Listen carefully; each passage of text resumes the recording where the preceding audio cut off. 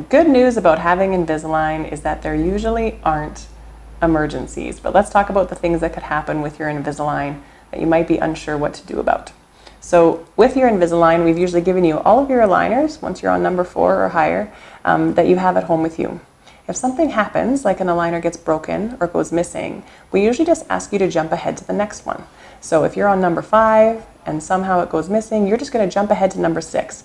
You might have to wear number 6 for the rest of the time you were going to wear number 5, plus the full week that you were going to wear number 6, but that's okay, at least there's something in there. It might feel really tight when you jump ahead, but that's okay. If you wear it for long enough, those teeth will catch up.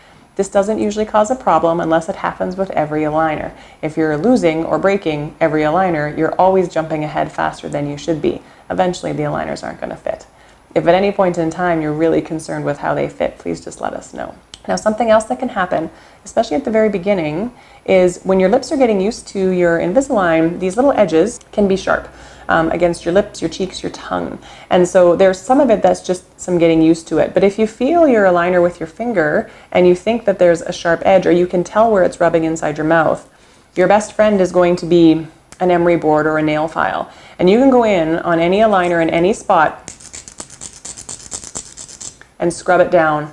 It is difficult to do too much damage here, so don't worry. You aren't going to be able to take a whole tooth off. You're just going to go to the edge where you feel like it's sharp or rough and thin it out and just scrub, scrub, scrub, scrub. Check with your finger, try it in your mouth, see if it feels better. And you can take any of those edges off that are bothering you. For me, I found it was usually by my tongue, but for some people it's up by their lips, especially on the corners. So you can get in there with the nail file anytime you need to. Now, sometimes it doesn't happen on all of the aligners, it's just on some of the aligners, and that's due to manufacturing.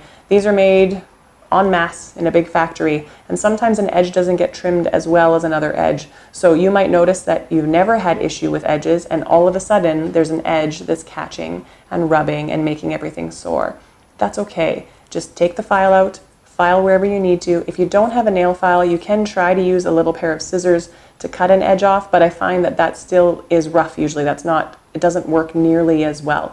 A nail file is going to do a much better job of thinning out or smoothing down or taking off a little edge that's catching somewhere that's making it uncomfortable for you. So go ahead and get it. Keep a nail file handy, and you can use it on any aligner if you need to, if there's an edge that's bothering you. Now, if you have aligners, you for sure have attachments. Those are those little tooth-colored bumps that are glued onto your teeth.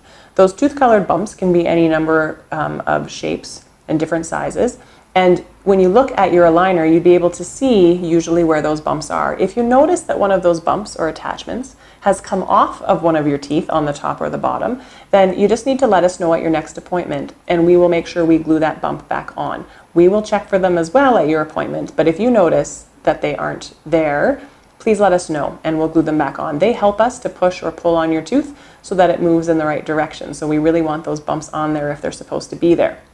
You might also have a little cutout in your aligner like this because you have a button on your tooth, and a button is used to attach elastics.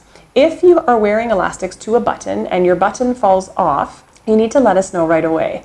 And what we want you to do is stop wearing elastics until you speak to us, and then we'll let you know if you're wearing any other elastics, if you should continue, or if you should just stop all elastics until you can pop back into the office for us to glue a button back on again.